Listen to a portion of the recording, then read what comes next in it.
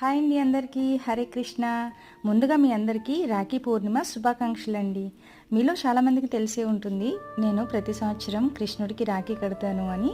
ప్రతి సంవత్సరం లాగానే ఈ సంవత్సరం కూడా స్వయంగా నా చేతులతో నేనే తయారు చేశానండి మా అన్నయ్యకి కట్టబోయే రాఖీ.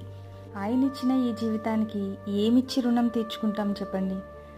ఒక చిన్న సేవ చేసుకుని తప్ప ఆయనకి ఎంత సేవ చేసినా తక్కువేనండి. మా అన్నయ్యకి ప్రతి సంవత్సరం లాగానే చాలా సంతృప్తిగా సంతోషంగా రాఖీ అయితే కట్టేశాను.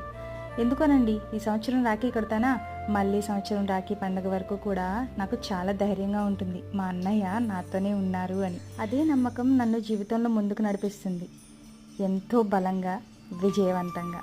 నేనైతే మా ఇంట్లో రాఖీ పౌర్ణమిని చాలా సంతోషంగా సెలబ్రేట్ చేసుకున్నానండి. మరి మీరు ఎలా సెలబ్రేట్ చేసుకున్నారు?